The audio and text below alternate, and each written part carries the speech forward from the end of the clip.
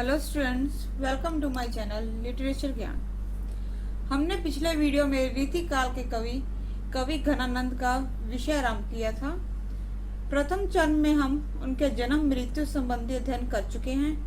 वह एक मुगल सम्राट के दरबार में सुजान नामक वेश्या पर मंत्रमुग्ध थे। सुजान के वियोग में उनके कई ग्रंथ सुजान सागर, सुजान रागमाला आदि उपलब्ध हैं। हमने घनानंद के काव्य की विशेषताएं आरंभ की थी। आज हम इसका दूसरा चरण पूरा करेंगे।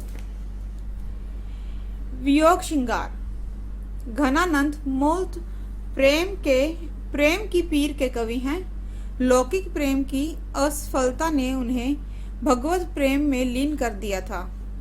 उनके वियोग में गहरी वेदना है। हृदय का सच्चा और तीव्र प्रेम उमड़ कर आया है। यही विरह व्याकुलता कविता का रूप धारण कर लेती है। घनानंद के शब्दों में लोग है लाग कवित बनावत, मोही तो मेरे कवित बनावत। विरह उन्हें इतना प्रिय है कि स्योंग में भी वह विरह को नहीं भूले। विरह तो उनकी सबसे बड़ी निधि है। रीतिबद्ध कवियों की भांति उनका विरह वर्णन तमाशा नहीं बना। उनका विरह गंभीर और शांत है। कवि ने विरहनी की मानसिक स्थितियों का अनेक रूपों में बड़ा मार्मिक वर्णन किया है। विरहनी के उल्हानों की छटा अनूठी है, मार्मिक है, हृदय की सच्ची अनुभूति है। मोही मोह जनाए के अरे अमोही जो, सोही मोही सो कठिन क्यों कर सोही तोही। आचार्यों ने विरह की 10 अवस्थाएं स्वीकार की हैं। स्मृति, गुणकथन, मूर्छा, अभिलाषा, व्याधि, प्रलाप, उन्माद, उद्वेग, जड़ता और मरण। घनानंद के काव्य में इन सभी अवस्थाओं का चित्रण हुआ है। कहीं प्रिय सुख की स्मृतियां हैं तो कहीं विरह जनित वेदना है। कहीं प्रिय मिलन की अभिलाषा है तो कहीं हृदय में उद्वेग का दाह है। कहीं आंखों में अश्रुओं का प्रवाह है तो कहीं प्राण त्यागने की उत्कंठा। ना सोना, ना जागना, ना रोना, ना हंसना, ना जीवन, ना मृत्यु। केवल प्रिय मिलन की लालसा ही शेष है। इस प्रकार घनानंद के काव्य की समस्त चेतना विरह में डूबी हुई है।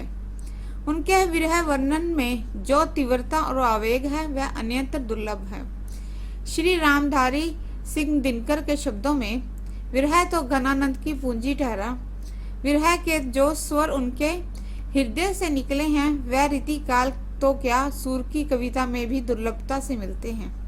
कालिदास के ये यक्ष की भांति संदेश देती विरहनी के उद्गार कितने मार्मिक हैं। घन आनंद जीवन दायक हो, कछु मेरी यो पीर हिये परसों। कभू ना विसासी सुजान के आंगन, मो आंसुवन लिए बरसों। उक्त वैचित्र्य और वाग वैद्या के सुंदर उदाहरण घनानंद के काव्य में मिलते हैं। इस क्षेत्र में घनानंद बिहारी से कम नहीं है। कवि की अभिव्यक्ति कला का सौंदर्य देखते ही बनता है। हृदय में उत्पन्न भाव बिना किसी प्रयास के उत्कर्ष काव्य का रूप ले बैठे हैं। उनमें मस्तिष्क नहीं अपितु हृदय का योग है।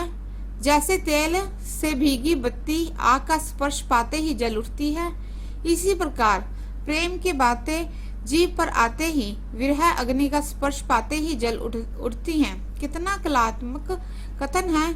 नेह बीजी बातें रसना पे उर आंच लागे।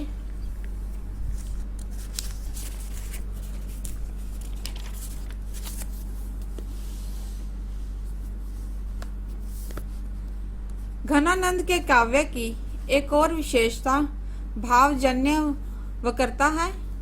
कवि के भाव रत्न असाधारण है और उन्हें असाधारण भाषा में ही अभिव्यक्त किया गया है। प्रेम की पीड़ा को उन्होंने यथार्थ में भोगा था, इसलिए उनकी अभिव्यक्ति मार्मिक और सटीक है।